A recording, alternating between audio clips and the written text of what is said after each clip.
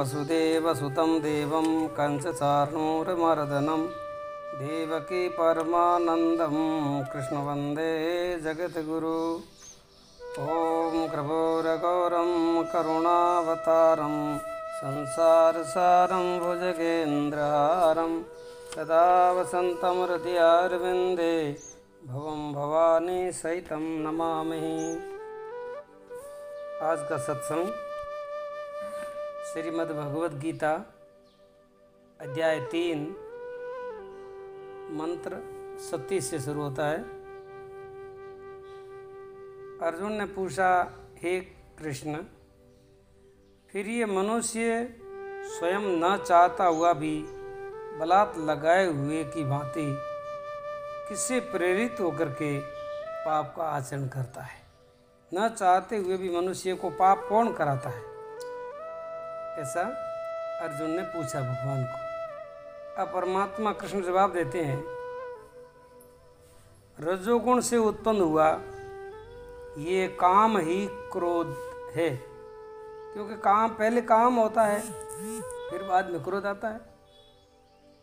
कामना से ही क्रोध खड़ा होता है, क्यों? कामना पूरी नहीं होती तो क्रोध आता है।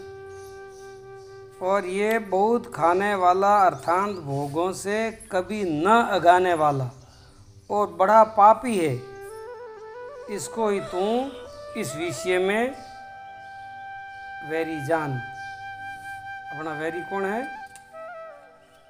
काम और क्रोध, ये अपना वैरी है, अपने शत्रु है।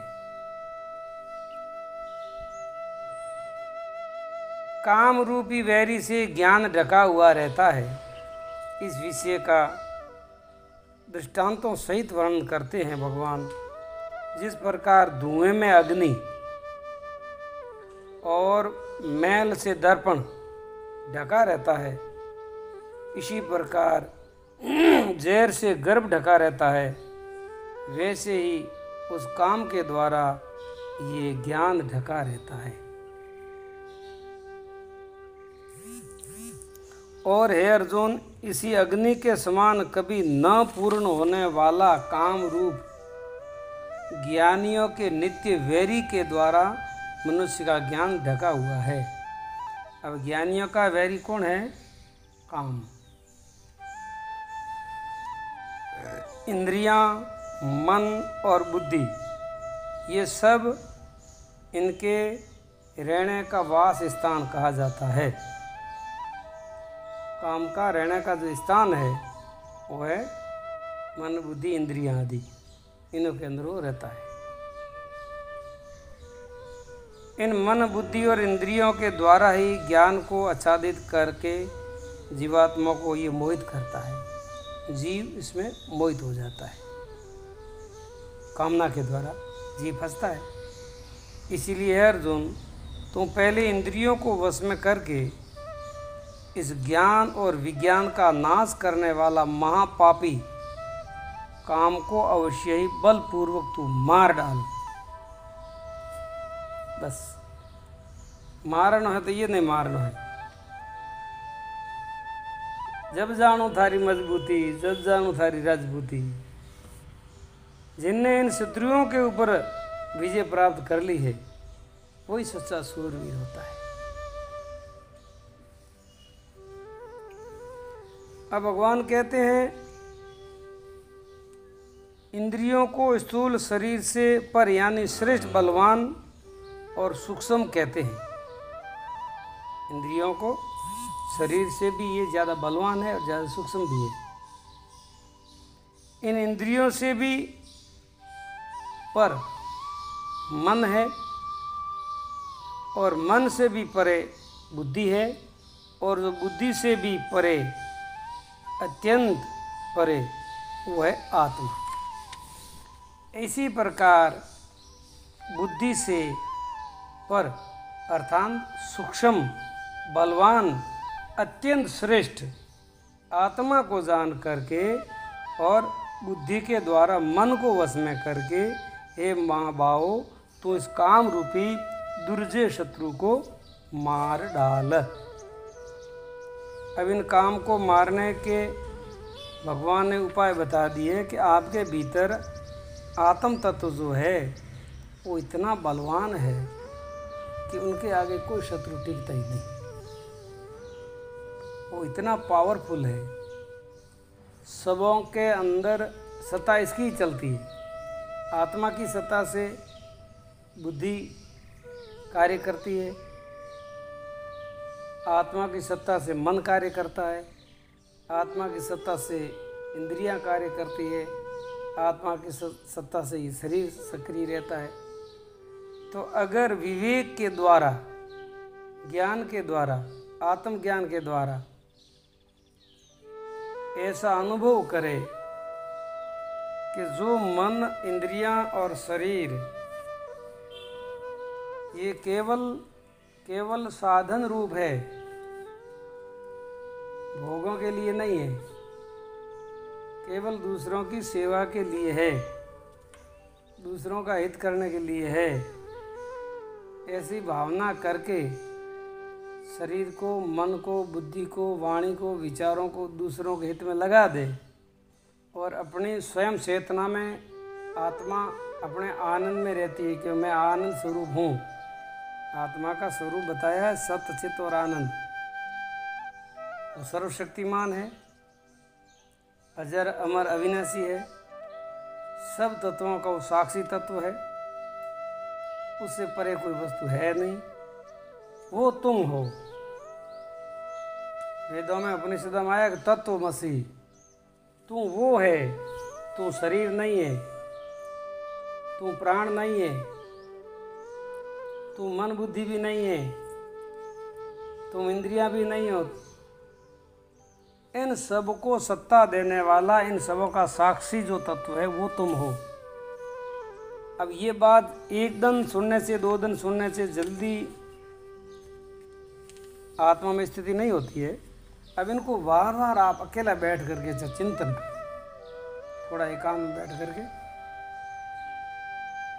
कि मैं जिसको जानता हूँ वो मैं नहीं हूँ।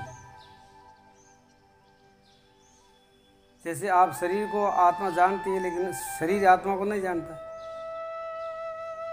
आत्मा मन को जानता लेकिन मन आत्मा को नहीं जानता, आत्मा बुद्धि को जानता लेकिन बुद्धि आत्मा को नहीं जानता, आत्मा इंद्रियों को जानता लेकिन इंद्रियों आत्मा को नहीं जानता। ऐसा इनका बिल्कुल भाग त्याग करके संपूर्ण जड़ वर्ग को अपने से भिन्न समझते हुए न एति न एति न एति, भाई ये भी मैं नहीं हूँ, ये भी मैं नहीं हूँ, ये भी नहीं हूँ, मैं तो इनको जानने वाला अलग हूँ, मैं इनका साक्षी इनसे अलग हूँ, मैं इनका दृष्टा हूँ, मैं अलग हूँ। ऐसा चिंतन करते करते करते लास्ट में ऐसा तय कर दे, बस ये सच्चिदानंद आत्मा मैं हूँ। एति, पहले तो कहते हैं नेति नेति नेति, फिर बाद में कहता एति, मतलब अहम ब्रह्मास्मि, यही आत्मा मैं हूँ। ये आत्मा परमात्मा में कोई अंतर नहीं है। ऐसा समझ करके चुप हो जाना अपने स्वरूप में। वैसे पर मौन ही है, वहाँ कोई बोलचाल है ही नहीं, वहाँ कोई वाणी विचार क्रिया है ही नहीं, सारी क्रिया प्रकृति में है, सारे परिवर्तनशील पदार्थों में है, तो आत्मा तो अपरिवर्तन है। दूसरे अध्याय में भगवान ने पहले ये बात बता दी शुरुआत में ही, ये आत्मा जैसे पुराना कपड़ा उतार करके नया कपड़ा शरीर पहन लेता है, ऐसे ही ये आत्मा इस शरीर रूपी कपड़े को उतार लेता है, लेकिन वो तो अविनाशी है, वो जन्म मरण उसका है ही नहीं। जितने भी है बदलाव होता है वो सारा शरीर के ऊपर होता है, इंद्रिय में होता है, अंतःकरण में होता है, संसार में होता है, प्रकृति में होता है।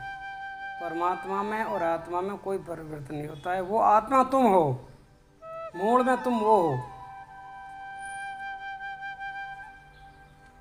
तो ऐसे तत्व का चिंतन करते करते अपने स्वरूप स्थिति में रहना, ये आत्मज्ञान की बात है। ऐसे ज्ञानी पुरुषों के पास में ये कभी विकार उनको विचलित नहीं करती, न काम, न क्रोध, न लोभ, न मोह। ये 5 शत्रु है जीवन के, ये फिर आपको कभी विचलित नहीं करेंगे और आप सारे वासनाओं से मुक्त हो जाएंगे, सारे बंधन से मुक्त हो जाएंगे। यही मनुष्य जीवन का लक्ष्य है, ये मनुष्य जीवन का सार तत्व है, इसलिए मनुष्य जीवन मिला है। ऐसा विचार करके जल्दी से जल्दी अपने आत्म स्वरूप का अनुभव करें, परमात्मा तत्व का अनुभव करें, भिन्न भिन्न करके समझें और समझ करके अपने को सबसे भिन्न कर दें, सबसे अलग कर दें और अपने को साक्षी भाव में स्थिर कर दें। फिर आपका ना तो कभी जन्म है ना कभी मरण है। ये है ज्ञान की बात, ये है शास्त्रों के सार की बात। गीता का सार भी यही आता है। भिन्न भिन्न प्रकार के समझाने के अलग अलग युक्तियाँ बताई है, लेकिन ये है ज्ञान का मार्ग है। ये भक्ति का मार्ग आगे आएगा, वो उनका विषय थोड़ा भिन्न होगा। ये ज्ञान का मार्ग है। इसीलिए ज्ञान में आत्मनिष्ठा होती है और भक्ति में भगवत निष्ठा होती है। बोलिए सच्चिदानंद भगवान की जय हो। सब धर्म प्रेमी सज्जनों, आप ये गीता की वाणी को श्रद्धा से बार बार सुने और अपने मित्रों को, अपने ग्रुप को आगे भेजें, ताकि सबों को ज्ञान हो, सबों के भीतर विवेक जागृत हो, सबका जीवन कल्याणकारी हो, परम आनंदकारी हो। इसी कामना के साथ में हरि ओम।